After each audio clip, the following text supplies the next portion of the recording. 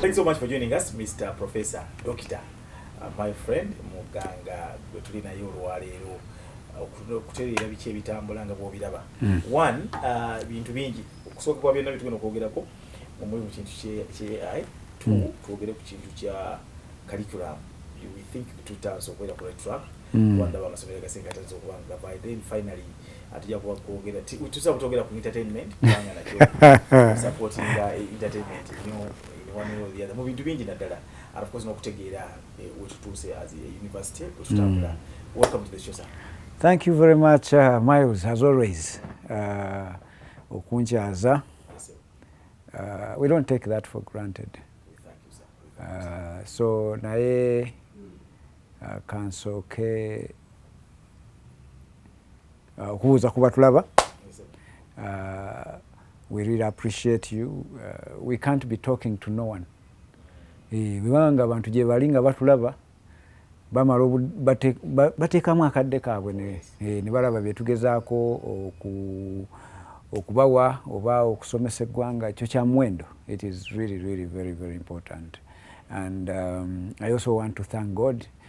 Mpozi kyotaategedde Miles nti munnaye Mukama yambiseeko obusubi nabadde ndi ako Entebbe Express highway ne tusisinkana ekimotoka ki Sinotruck. All of a sudden simanyi kyatuuse ku driver nayingira mu leeni mwe twabadde wa Sinotruck ng'ate wayingirye tetukyasobola kusiba kukola ki driver wange n'akola ekisoboka kyonna naye ne bigaana ne twekuba mu Sinotruck bwe tuti omanyi okulaba nga mu butuufu wakati wo n'okufa olabawo waliwo seconds. It is very, very bad, but I thank God. Mukama yatubiseeko obusubi n'agamba nkyabeetaaga mu nsi muno mubeeremu mumpeereze. So nebaza Mukama Katonda olw'ekyo nti yatuwonyeza ffenna abaabadde mu motoka ne tufuluma nga tetulina yadde akasago yadde akasaayiwe kati buli omu ne yeekebera nga naye buli omu ki nga muno naye ng'emmotoka yo kumpi ekoze eki eweddewo. Kikyo kye bayita Katonda. Ne ŋŋamba abantu bannaaye olina edduugo ly'amaanyi. Katonda olina Mukama Katonda era tusaba ekintu kimu gwe kola kyakwetaaza. And we are not perfect. Yeah, true. But there are two commandments that tusaba. Siri pastor naye buli kaseera ngenda nenzijukira nti Matayo 22 Matthew 22:37 to 39 ekyawandiikibwa ekyo kigamba believe in God with all your heart or love God with all your heart, your soul and your mind. Okay? Yes, sir. Love your God with all your heart, your soul and your mind. That is the first and greatest commandment. But there is also a second one. Love your neighbor the way you love yourself. Yes.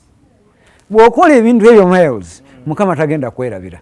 Nti ne bw'onootuuka mu buzibu bwonna ajaga oye muntu wange. Oyinza okuba ng'okoze ebibi nga ne bw'obiteeka ku track tetambula. Naye ate ng'okoze n'ebirungi nabyo bw'obiteeka wano nayo tekola ki kati Katonda waali kujjukirira n'agamba ekiseera ky'omujja ku nsi tekinnatuuka n'ofuluma emmotoka ng'eweddewo naye n'ofuluma nga tolina kisago. So ndowooza ebifaananyi obirabye. So twebaza Mukama Katonda olw'ekyo. So tukyaweereza eggwanga mu busobozi bwe tulina. We are still trying our best. But coming back to what you were telling me to discuss. Education. Are you happy that what you have been pushing for a long time, what you started in this country, yes, are we getting somewhere? I can tell you that I am happy. Okay. I am happy that the country is listening. Government is listening. It may not be where I want it to be because it can't be 100%. For example, I have always advocated for a curriculum that works for the Ugandan child. the competence-based education curriculum. Now, we know that all lower secondary, it is being implemented. Is it perfect? No. Is it where we want to be? No. Is it even halfway? Not yet. Naye entandikwa yekola ki? We are on the move. And that curriculum is the best thing that has ever happened on the Uganda, like within the Ugandan education sector. That we have seen so far. Mu bulamu bwaffe nga tukyaliwo. Kyekintu era bannayuganda batulaba, watch that curriculum. Eyinza obutaba kyoyagala olwaleero in 2024, but give it 5 years. You will see the graduate out of that curriculum. Tutegereganye. Yes, nti maybe kyendaba nti ekibulamu nti olwaleero UNEB abanatula ebigezo yeetaaga 20% from the projects, from the debates, from the discussions, from the reports, from the research. Ebyo bigenda kukola 20% of the national exam. Okay? Of the grade. National exam ekigezo kyennyini kikole 80%. I would wish that much as we have started like that, UNEB should now reverse, make the reverse true. The projects, problem solving, the research, the presentations, the discussion, everything should be 80%. Ekigezo should be 20% because it is meaningless. Okay? Yes. It is really, really useless. But what? Because it encourages sitting. In other words, you are assessing a student just because you're asking them how much time did you sit in the classroom. Okay? Yeah. For you to know this much. If you sat in for 4 years, you are supposed to have known this much. Yeah. Kati, kwegamba, we are rewarding sitting. We are not rewarding doing. We are not rewarding production. Wandibadde obuuza nti naye emyaka ena gye wamala mu secondary school kiki wakola? Kitwenyumirizamu kyoyinza okundaga nti kino nakikola. Alright? What did you do? So that is when a system favors production, favors doing, favors problem solving, not remembering, memorization, and then you recall, and then you write an exam. Because that does not add to anything, add to any country at all, even yourself. Because what you can remember today, it's not even Google, we don't even say Google, AI can give you whatever you can remember. Artificial intelligence can even remember 5,000 times better than a human being.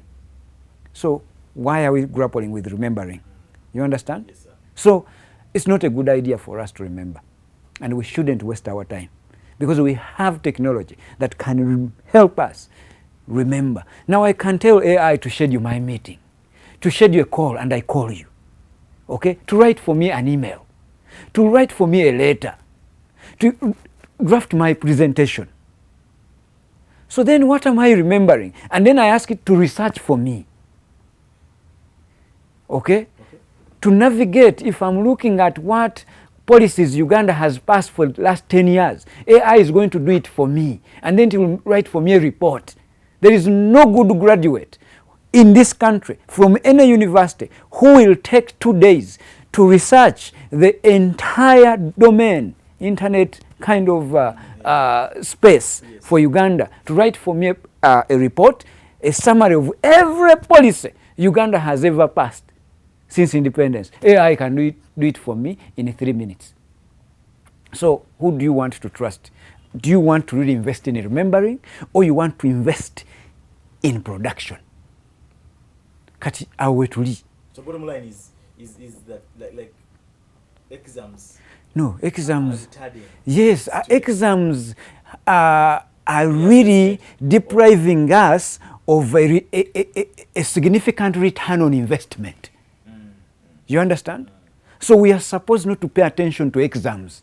We are supposed to understand what child A can do, can produce. And once they can produce something, that means they can create. They can innovate. And once an innovation is in place, you are talking about jobs. Yeah. You are talking about a growing economy. You are talking about a supportive GDP. Now you can tax all you want because there is something to tax. But in this situation, you want to tax people who can only remember. They have no jobs. Omulimu gwabe kujjukira bujjukizi naye nga teri abasaba kumujjukirirako. Tutegereganye. So that's how we need to rethink this. Yes, the path is great. Where we are going is great. But we can do better. Naye ate, there is also something very important. Let me even say it in English because some people may say that they didn't hear. Okay. All of us, we have been forced to study in English as an official what? Language. Yes.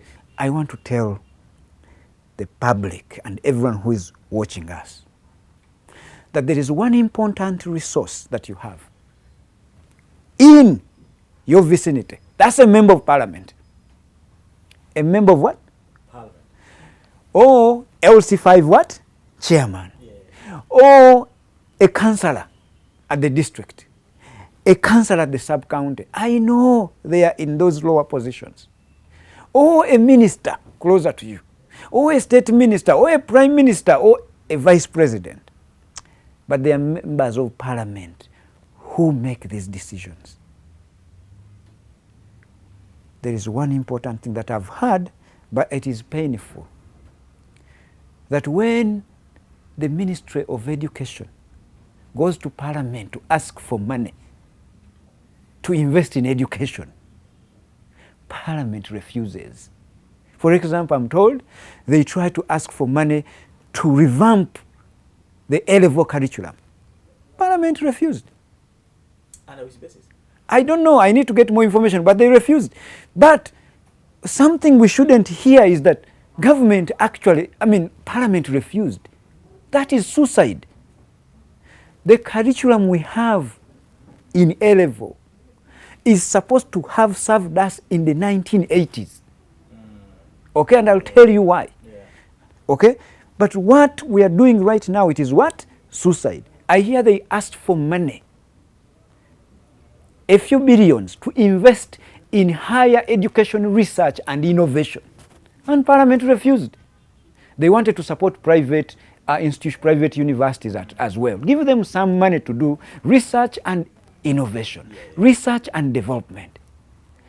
What kind of controversy is this and hypocrisy is this, where you need jobs in the country, okay? You need a wider tax base. But you don't want to give resources that would trigger innovation, that would trigger development. Because through higher education research, we get innovations. Yeah. We get different startups, we get different problems solved, we get different companies created, then we can tackle unemployment. But you have shut that stream. You don't want to give them money. You don't want to give the Ministry of Education money to revamp the A-level curriculum. Yes. Now, who is the enemy of the country? Let me tell you one thing. Actually, two things. That education, to a parent out there, to a member of parliament, anyone in any position of leadership may kindly or should kindly understand this. That education is non-partisan. Yeah. Education, health, defense. Those are non-what? Partisan. That is when all of us, we should get together, the power of the collective, to make sure we have enough resources in those three. Education is a public good. That every child, it doesn't matter which background, it doesn't matter if they were born in a marriage or single mom or single dad or how, they deserve what? Education. It doesn't matter where they were born in some remote village somewhere. They deserve education because the country country's development is really, really depending on such a generation. So if we don't invest in education, then we have a huge problem. Big problem. It's a crisis, actually. And let me tell you now why we should be investing money in education. Miles and viewers, today, the world you see has a digital economy. Yeah, that's right. Okay? And that digital economy, its market cap or its valuation, it is 17 trillions. 17 what? Trillions. Never the equivalent, if we can try coffee in our situation. Yeah. Coffee, the market cap is 500 billions. 500. That's half a trillion. And for us, we only get 800 millions out of that. Okay. But there is a digital economy with 17 trillions where we don't have actors because we have not educated people to play in the digital economy. The curriculum that you have in A level is too outdated to produce a graduate who can actively participate in the digital economy. The senior four now, the old senior four, the old secondary school O level cannot graduate anyone to actively participate in the digital economy. So twabivaako twabirekera baki abo balina education system ezikola ki. The primary school cannot produce anyone to actively participate in the digital economy. 17 trillion. Fe tulwana na nte, tulwana na coffee, tulwana na kuwereza people, we are sending them to UAE, right? Now just imagine those people we send in the UAE, labor exports, yeah? I think 2023 they brought in about 900 millions. Okay? Now 900 millions. Suppose we were exporting tech people, tech savvy Ugandans, only 10,000. And when I say export, they don't have to leave Uganda because they can work remotely, wherever they are. Yes. That's the world of tech in the digital economy. Now, if you have 10, 30,000 Ugandans in this tech sector that are supporting the world within their home, do you know how much money would be bringing into this? We are tapping into the 17 trillion. Nothing to let 1 trillion in this country. But we have given up just because members of parliament don't want to invest in curriculum revamping A level. Maybe members of parliament don't want to invest in higher education research and then innovation. The question is, yes, you may have your own issues that maybe there is this problem, but education is non-partisan. Get together and ask better questions, okay? We understand you need money to revamp the curriculum. When do we see the curriculum? What changes or transformation are we expecting? We are giving you a year to show us these results. You're talking about higher education, research and innovation. What are you targeting? Give us targets. Give us deliverables. When the timelines, when are we getting to see these things? And we maybe you say, we are giving you half the money, let's first see how you use it. But don't shut down everything. When you shut down everything, that's a problem. You are frustrating this country. So, if you look at the global GDP, it's about 100 trillions. Okay? Yeah, globally. I think Uganda is averaging 45 billions. 45 billions. Right? Yeah. Now, but of that 100 trillions, 13% is contributed by disruptive innovations that have been brought by technology. In the last 3 to 10 years, that's how growth it has become. Growth has come like that. You see what I'm saying? The technology is slowly eating up the traditional economy as we know it. So towards the global GDP, disruptive innovations are contributing now 13% in the last 3 to 10 years only. But let me tell you what is happening by 2030. And viewers will say that I'm a futurist. But these are not my words. It's what is empirically researched. It is out there. It is going to happen. We like it. We don't like it. It will happen. The only question is, if we don't prepare for it, we will lag behind. Anyway, we will play the catch-up game and we will never catch up. So, 2030, the global GDP is going to be 300 million, about 300 million.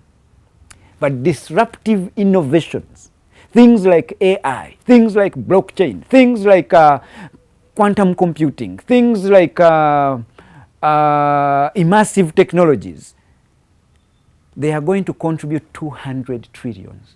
That is, up the space. Yes, that is almost 70% of the new economy, not the old economy. The old economy will be only 30 what?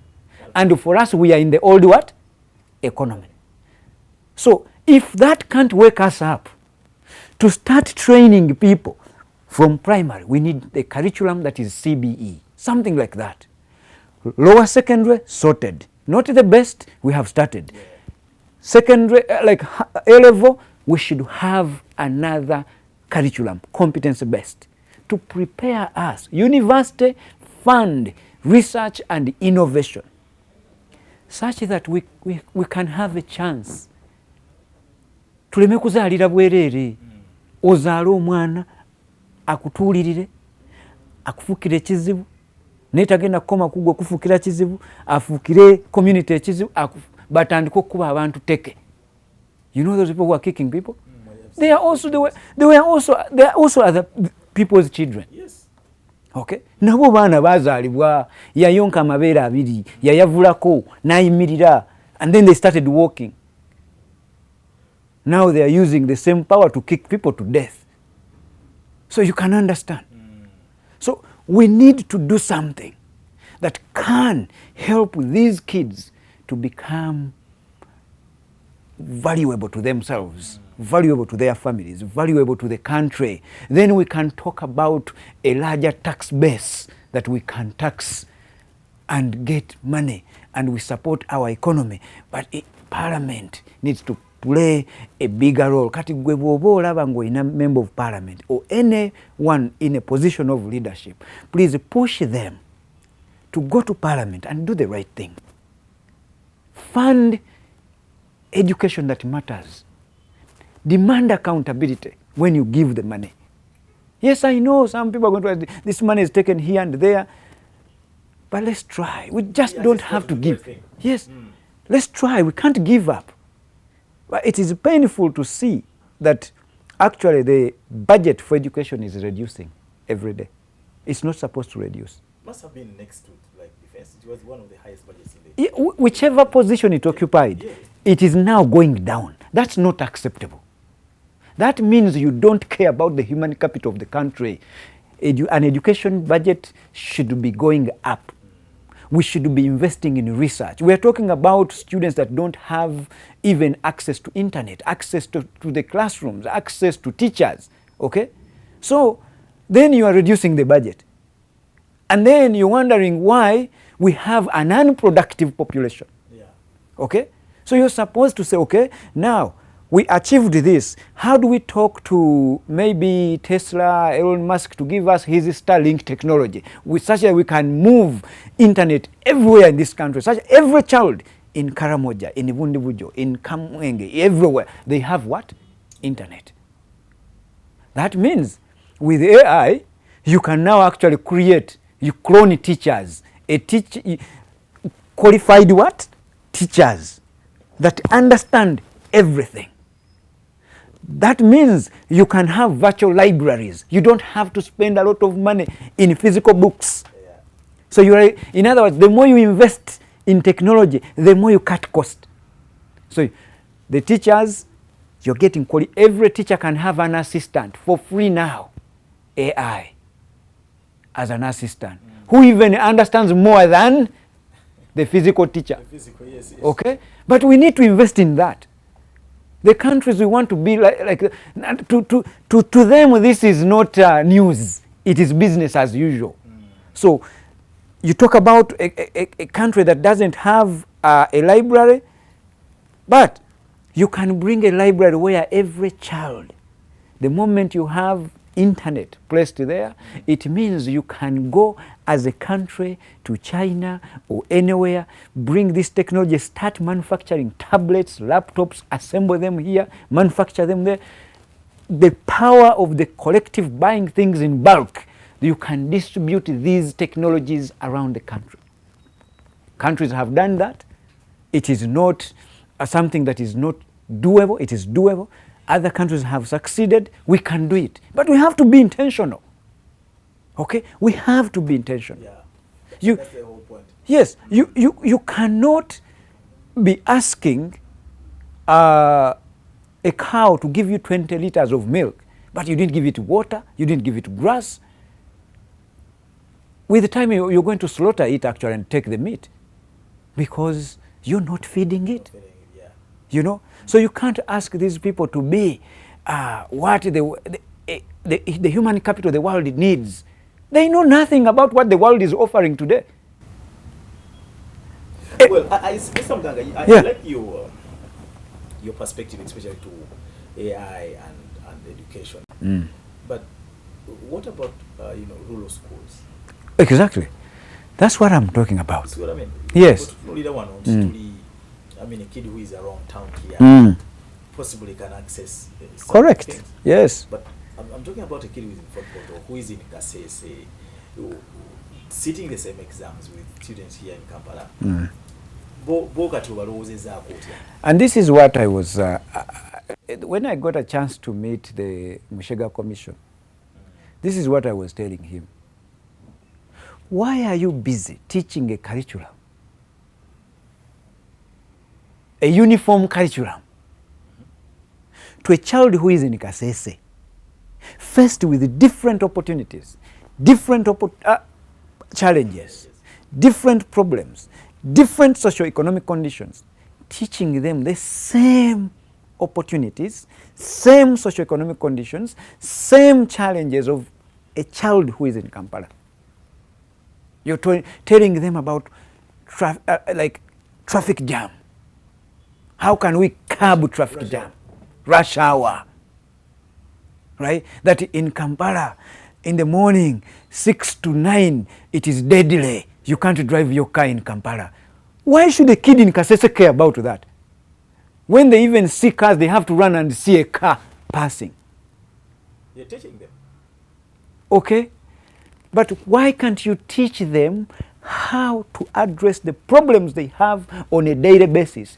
Once you do that, you're empowering them with competencies, with knowledge, with experience to solve their problems, monetize the solution, get money, buy cars, bring them to Kasese, and they also cause their own traffic there. You don't need to teach them about traffic in Kampala. You don't need to teach them slums in Katwe. You don't need to teach them floods in Waise. That's none of their business. They have their own business. So it should be a different syllabus? Yes. The kid who is in Kasese, I don't know what you customized. Okay. This is not rocket science. It's not new. It's not that once we do it, we are the first people. No. People who have sane education systems have done this, and they are. You go to the States, for example. I'm not saying that we will wake up and become America. Yeah. No, but every state has its own what? Curriculum. Go to Canada. Every province has its own what? Curriculum. Because they have different economic activities happening there. Different opportunities. I agree with You know? Now, some people will think, but how do you help people to expose them to national things? No. Around the country, cassava is eaten as what? Cassava. Beans are what? Beans. Yes. You can learn how to cook them differently. Right? There are no people who drive cars going backwards. We all go where? Forward. You can learn how to drive a car going where? Yes. Forward. And if you start riding a bicycle backward, then you are a magician. Then we will say that person is a magician. So this thing of trying to teach people things that don't concern them, I met someone yesterday who was talking about, I think there's a clip moving around, I think, I didn't meet them. It's a gentleman, he's a Muslim, he was veiled and something, he was talking about Luo migration. Luo migration, gye baava ne gye balaganza binkwatirako wa. Yes. Nze atudde bwayise. Baluwo baba basazeewo genda gye balaganza binkwatirako wa. And he was asking a very valid question. If the Luos were dissatisfied with their situation, or if they were going through a war or a drought, how does it concern a person who is settled closer to Lake Victoria? They have never lacked rain. But you are busy pumping them that information, and if they fail to give it to you back, you call them failures. Sometimes we need to really, really be fair to ourselves. I like you're passionate about this. I see you really. Yeah. We just need to be fair to ourselves, to our children. We want our kids to be content providers. Yes. Like, really? You're asking a child who is in primary 7 to sit an exam? And then they get a grade they got and say, these ones, you're not good enough because of those grades. A child who is 13, who is 12, who is 11, when did you become God? And on top of, what they go through by the time they get to P7, yes, they wake up at 5 in the morning. Yeah. So why don't you get that money you're using to set exams, to get police to invigilate exams, to transport them around the country? That money can pay teachers, can build classrooms, can bring computer labs, can do so much if you put it together. Because you're investing it in something that is not really needed. Testing and examining a P7 child, their future is big. There's no amount of exams that will determine what this child will become when they're still at P7. So wastage of resources there by conducting a national exam there. We can change that. We can look like others. We don't have so much money than the United States. We don't have so much money than Israel. We don't have so much money than Finland. We don't have so much money than Sweden. We don't have so much money than Switzerland, Netherlands, Australia. We don't have so much money. But for them, they don't set national exams for their kids at P7 level. They don't. At least they know what to use that money for. That can help the same children. Because remember, once our kids have been tagged failures, once they have failed to get jobs, once they have been exposed to an education system that does not help them create anything, they start running to these countries that are doing well to find a future.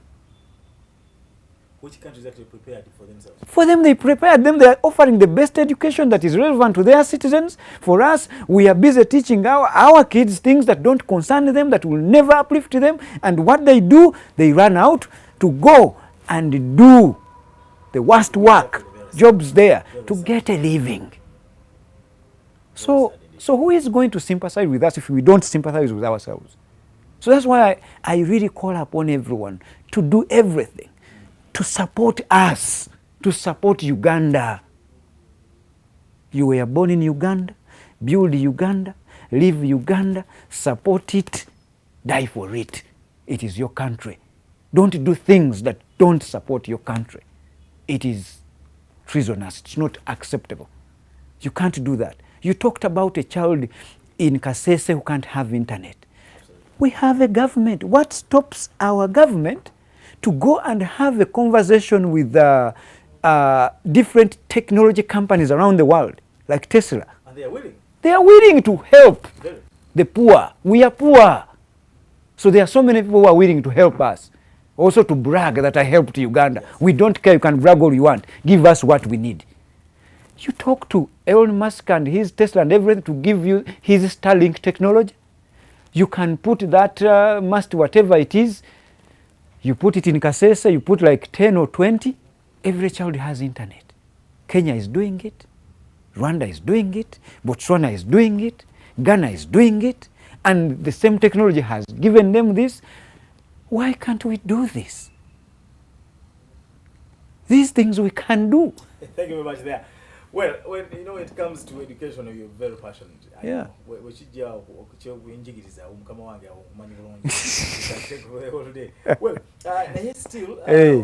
this I think mixing the AI and how all these components. Briefly to AI. Hey. To say one of you. I saw you talking to musicians. We are actually doing badly. Let me tell you, we are doing badly. Now, let me tell you, actually we are under attack technologically. And countries are positioning themselves. Remember what we studied in history, much as it didn't help that much, the scramble and partition.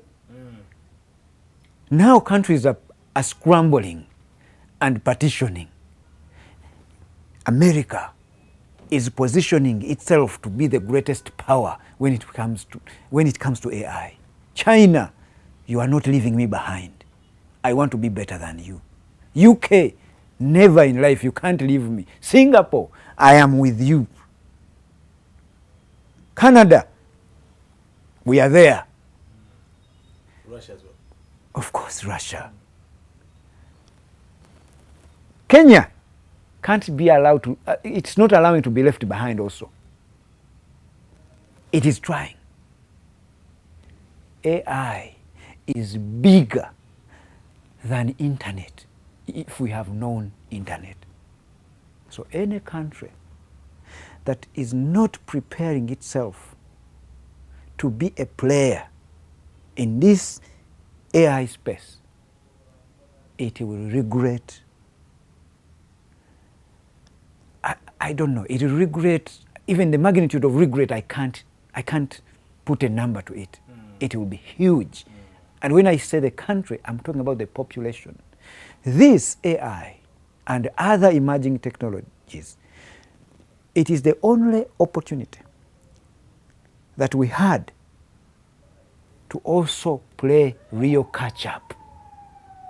Because no one knows what tomorrow looks like with AI. So now you only have to be part of it right now, to be a game player. All right? You jump on it, be a game player, see how people are swimming in that lake, keep swimming. Maybe one day you'll end up to the shoreline.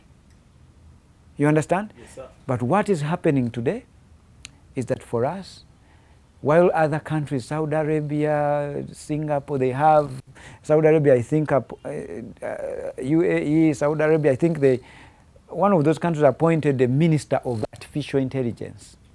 They even have a ministry. It is an industry. They know that AI is going to replace their oil, because oil and the environment, they like a cat and what? Dog or whatever. They don't like each other. So they know that with time, oil will be in the past. But so the earlier they prepare, AI will be the thing. In Uganda, we don't even have a conversation about AI. And when I talk about AI, you think it is special. I am just me. So we need not just me. We need everyone to talk about AI. Right? And it's a very important thing that you bring the conversation to. Yes. We have no conversation about AI. We don't have a conversation about AI. This is something I really call upon the president to look at it as a national crisis.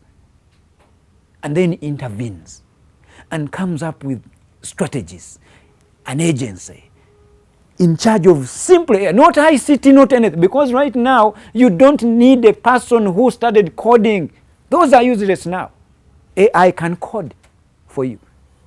Okay? When you have teachers that are studying ICT, useless. Because the ICT of assembling this or knowing how to type, AI is doing everything. So then what are you studying?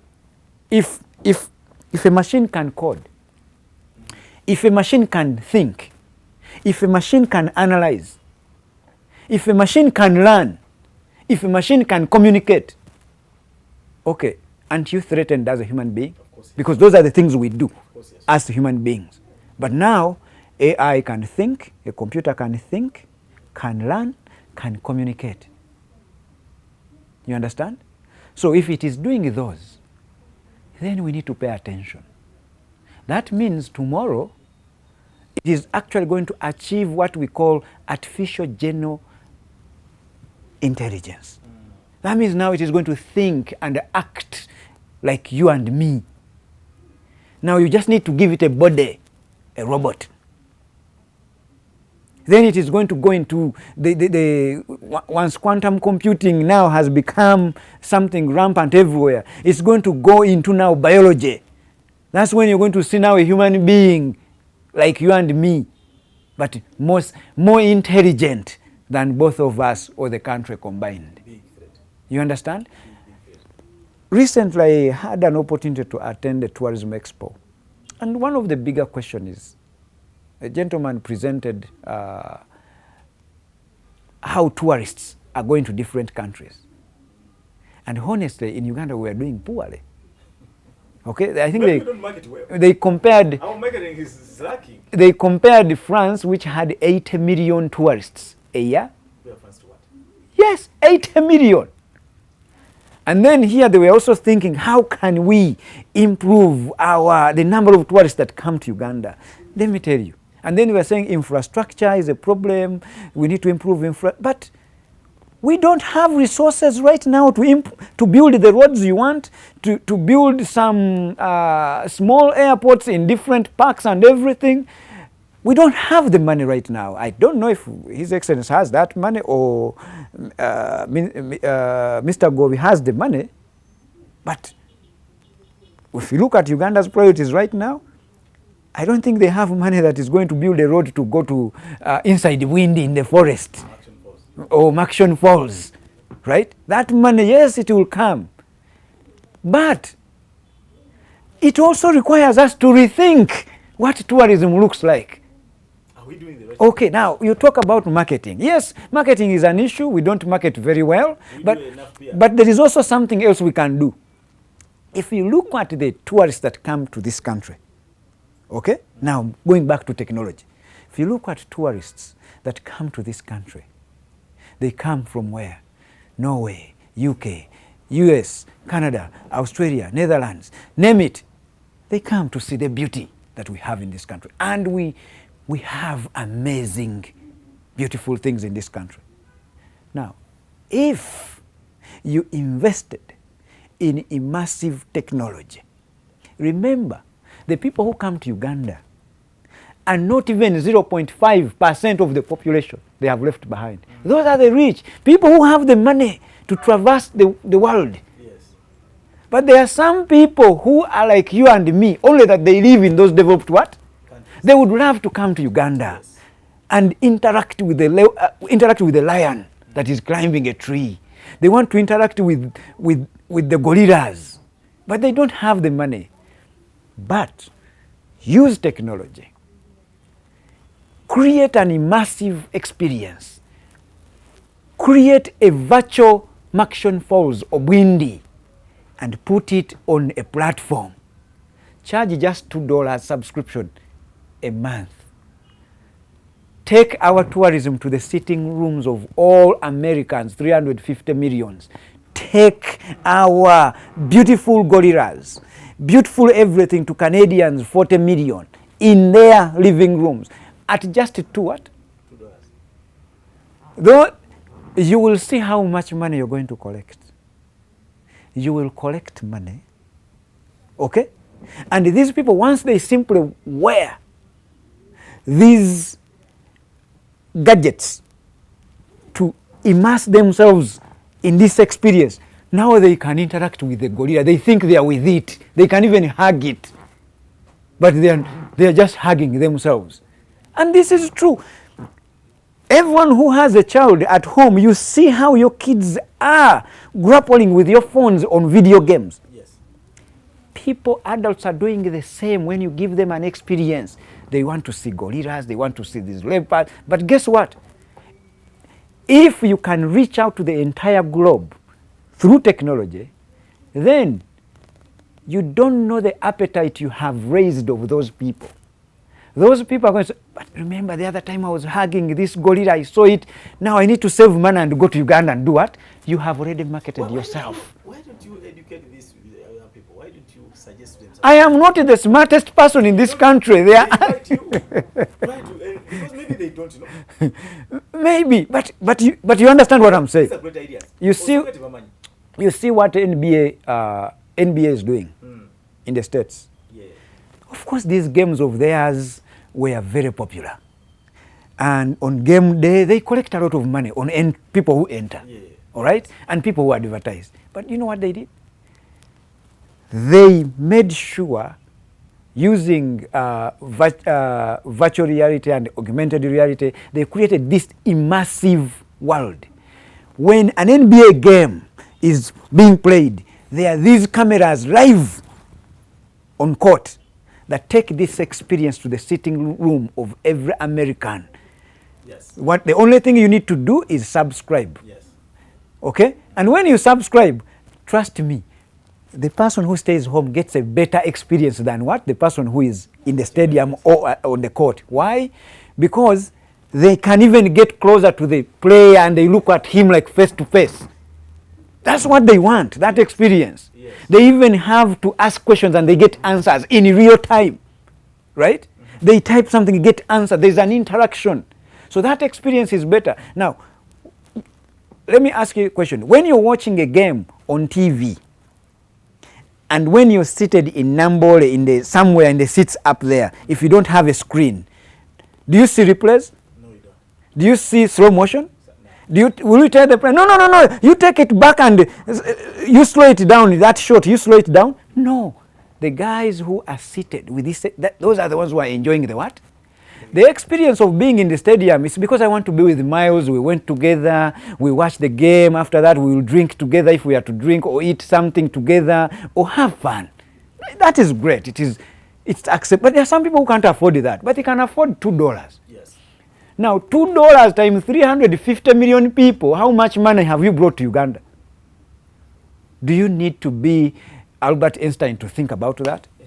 Well, you need to, with this information to let these people know. Maybe they're watching, guys. No, that's why I really ask His Excellency the President to rethink his approach to technology. We are missing out big time. And the future is going to be worse. If we are looking at creating employment for the young people, there's the digital economy has a lot of money. AI has a lot of money. And it is going to drive the future economy like nothing we have ever seen. So the time to jump on this is yesterday. But we are not very late. If we can put together the system that can really research, develop our presence within the emerging technologies space, AI space, we are going to support. We need also our share from the disruptive innovations global GDP, the 200 trillions. Uganda should claim something. Within the digital economy, 17 trillion. Uganda should claim something. Something big. 45 billion GDP is not enough. We can make $1 trillion, but we need to embrace technology. And then we will have a larger tax base for this country to tax from. Then we can invest now whatever we collect from other needy sectors. But we can't afford to switch off. We can't. Coffee is great, cotton is good, tea is amazing, bananas are great, cows are amazing, but trust me, money is not in there. Trillions are in disruptive innovations. See a problem, find technology that can actually address that problem. That's where money is. And these other countries, that's how you have one company that is as rich, wealthy than 40 countries combined, 40 African countries combined. One company. Well, I think I gotta go, sir, because this is very good information. But before I let you go, yes. though, I really need but these things are doable. I need your honest opinion. Yes. Especially to when it comes to music industry in this country, you've been fan of the music industry, you support obatadde sente baana bangi here, not only nobayamba. True. Tugezaako. Ekya graduation tujja kyogerako mu next chapter. Naye njagadde otunuulire our music. Are we progressing? Do you think beef music is good? Let me tell you, Uganda is endowed with talent. But talent is also nurtured. Talent is also prioritized. Talent can also be killed. So there is something that invaded our music industry, politics. Okay? How? Because right now, if I have a good song, it's a good song. there are classes. You can have a good song, but if you don't belong to a particular group, yes, they will listen to it, but people will fear even coming closer to you just because you are in this group. But you have great music, right? Or, Really? yes, that's the challenge. It is visible. So music has colors today. It's not supposed to have colors. Sad, very sad. Yes, music is supposed to be a universal religion that we believe in, all of us. Music should be one color. I am yet to find a person who doesn't listen to music. We can have different tastes, but music is what? And I beg politicians to leave our musicians alone, because we are missing out a lot. The more we start fighting each other. Now, when you see musicians fighting each other, not on grounds of music, you remember the B.I.G., Tupac, recently Kendrick Lamar, and this Canadian guy, what is his name? I'm forgetting his name. Drake. They have been battling. But theirs is what? Music battle. And that music battle also grows the what? The industry in a way. But ours are battling like, I belong to this color, I belong to this color. Then you start like battling each other. You're not talking about who has a better hit or not. So we should go back to the drawing board. And they are all my brothers and sisters, and I love them. And this is our treasure, music, that we need to set up and sell to the world. Right? Look at Nigerians. I don't believe Nigerians have better music than us. I don't believe that for a second. Our musicians are better. They have good music. I've been to 51 countries. I've had an opportunity to listen to foreigners listening to our music, and I know what they say about our music. We have good music. But we should separate politics from our music. We should all be team music. Uganda's what? Music. Yeah. If you're a politician, support us if you want. We don't care. We will take your money. You take their money. You two come, we'll take your money. Fine. Because we need the money to develop our what? Our music. So our music is good, but we need to play for one team. Team Ugandan music. We need each other.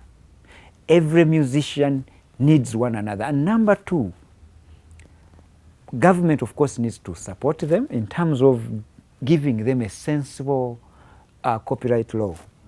Where, and that's actually one way. We may be doing this thing, streamlining these laws, thinking that we are helping musicians. No, we are also helping the country. Why? Once that law is very well streamlined, very well crafted, now URA can collect money without sending anyone to collect money. If you charge, if this person is earning $10, $3 will go to URA, $3 may go to the producer, and $6 will go to the musician. And this may be happening when everyone is sleeping. Okay? The money you get without doing so much, you created the content, you put it on the right platform, and now people are consuming it. You are earning while you are actually sometimes unconscious, sleeping. So URA is not spending money to collect, but our government is benefiting. The musician is benefiting. Every person who helped the musician is benefiting. That's what we need to do. That's what we need to advocate for. That's how we grow our music, by practicing the power of the collective. We have to work together. That's why when we support them, when I try to be supportive, I don't segregate. No, no, I don't know any color. Yeah. I love music. You come from this genre, I support. You come from Kadongo, you are a musician. You come from hip hop, you're a musician. Country, you're a musician. Everything, you're what? A musician. But also, I would be very, very unfair to end this without talking about technology in the music industry. This thing we are talking about, the AI thing we are talking about, Yes, it has not spared you, the music industry. No. I want you to look at things like, if you are you're a person who creates video concepts for a song. If you're a producer, if you're a person behind the camera, if you are an editor, if you are a person who has been renting space where people are going to shoot from, if you are a person who has been doing lighting, if you're a person who does makeup, AI has not spared you. There is something called Sora, created by OpenAI. It can, I just need the face of my favorite musician. I just need the song, and Sora will create for me a video. If I need anyone to be part of the video, I need their face. I need their video of themselves to know their behavior, and I'll bring them into this video. And I can even choose that part of this video, make sure the musician is well dressed in this kind of fashion dress, the makeup is like this, and they're in Hawaii. And I'll get this musician of mine in Hawaii, in a dress of my choice, everything I've ever wanted, but It's all there in one place. I've not spent a penny on makeup, dressing, travel to go to Hawaii, to book the space, no air ticket, no lighting person, no camera person, no nothing. I have the video that Ugandans can enjoy. So what do we do? What That's do we say? AI now. Now they need to pay attention. AI is not going to replace anyone. Okay?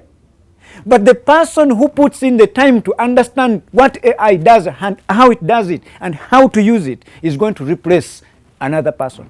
So who are you going to blame? Are you going to blame AI? No. Blame yourself because you didn't catch up. And that's why I asked His Excellency the President to prioritize artificial intelligence in this country. Thank you very much, sir. What a wonderful, show, words of wisdom. Otubeera naawe tuyiga bingi ate ekintu ekituwa ngeri tusoba n'abakulembeze bennyini ekintu kino bere nga probably especially by'oyogedde, these are key issues. I hope as we look following ne balaba bino byonna ojja kuba obiraba ate ojja kuba nosooka following numbers of social zaffe zonna eziriawo. Omukulu ajja tuwa part 2 probably next month talking about now university. Graduation coming very soon. Hey, but our intake, July intake is going on. Oh, yes. Yeah, it's going on. And right now, we are the only university that makes sense. Yes, I know you are surprised. We are the only university that makes sense. Talk about technology. We make sure when you come here, everything is digitized. You live with digital competencies. That's it. You're learning digital. Your assessment course was digital. Exam, digital. And we need you in our classroom for 15 hours a week only. We need you for other hours to be somewhere working, you get experience. While others are busy graduating with 0 years of experience, you graduate with 3 or 2 years of experience with digital competencies. Now, introducing AI certifications for every student of Victoria University, effective July 23rd. That's when we launch. Every student that is in Victoria University and will come to Victoria University has to be certified and gets a certification on how to use artificial intelligence. Interesting. Something we should have started with this. First of its kind in this country. and it's going to be compulsory. We need them to be closer to the world, not irrelevant to the world. I like that. Something you didn't know.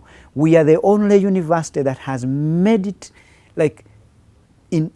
intentionally clear that environmental protection is part of what we do. In every program offered in this university, be it nursing, midwife, you name it, you have to also study how to protect your environment. That's right. We have made sure we have gone paperless on everything. We have gone digital to empower our students to have digital competencies. So where do you get it in this country?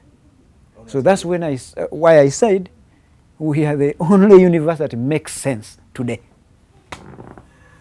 It's very, very simple. We know that unemployment is real in this country. And this is when I talk about exploring areas that has never, no one has ever explored those areas. Now, we are talking about the digital economy. Now, the digital economy requires people who are educated differently to fit in it.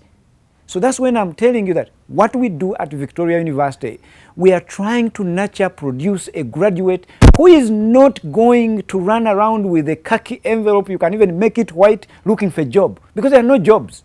But we want them to create. We want them to have the competencies to apply themselves to fit in the digital economy. Use artificial intelligence to create things. The videos I've been talking about, for example, where Sora is creating a music video, music production. Now, our student can comfortably produce music without ever having experience in music, but they have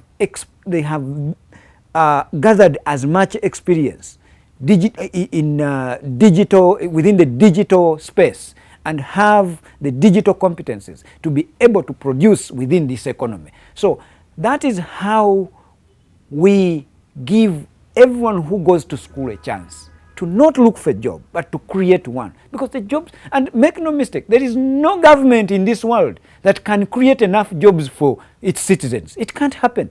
It has never happened, at least for all the countries at least I have visited. Even the ones I have not visited, I've read about them.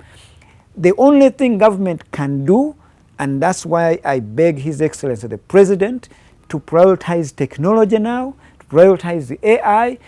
That is the way of creating an environment where people now can create things using technology. So trust me, once they have this space and government has invested in it, people will create job opportunities, people will have what to do. Young people are very good at learning. They can even teach themselves. As long as wherever I am situated, there is the internet. Wherever I am situated, I am able to do something because of the competencies I have.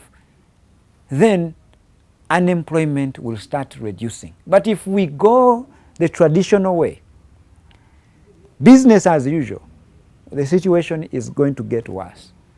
So, Your Excellency the President, I know you have been a revolutionary. You have even gone through dangerous situations to try to save this country.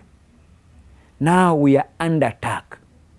And the attack is this wave of technology. But we are sleeping.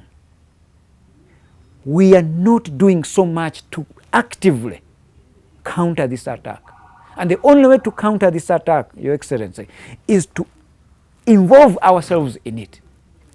To have our young people educated about it, exposed to it, allow them to practice it, give them a chance to do these things. As they become competent, they fit in the digital economy. As they become competent, then the entire world needs them. And then we'll bring in money. We'll benefit from this global GDP emerging from the disruptive innovations or that disruptive space, we will also have a share as Uganda. We will start exporting these services to the citizens of the world, wherever they are situated, but bring in money to our own country. We will stop depending on people who give us aid with disrespect. You know, we need to stand up for ourselves. We need to do something that is pro our country. Professor, in your opinion, for you as how do you understand unemployment? Unemployment is as simple as this. In a layman's language, everyone is supposed to be productive. Everyone is supposed to add value to society. Everyone is supposed to add value to themselves, add value to the community. If you cannot add value to yourself, you can't add value to society, you can't add value to your country, but you are a problem, a dependent to your parents, dependent to other people, you are not adding anything to society, you can't sustain yourself. Basically, whatever the country invested in you, expecting the return on that investment, and there is nothing like that, then you are unemployed and very unproductive. And therefore, you need help. And help can come in different packages. Government can create an atmosphere or an environment where you can wake up and do something. Because of the existing environment, you can become better. You can sustain yourself. You can support your family. You can now give back to the country in terms of paying taxes. Or, once you have these competencies again, you can work for other people beyond even the borders by going there or not going there. Now, work can be done remotely. Whatever you earn, you add value to yourself, you add value to your country, to everyone, then we become productive. That is what we call a productive human capital. That is having limited unemployment in the country. In other words, we have productive citizens. Especially if you are in the age bracket that is supposed to work. If you are 18 and above and you're not in school, but I still believe even when you are in school, you have to add value to society.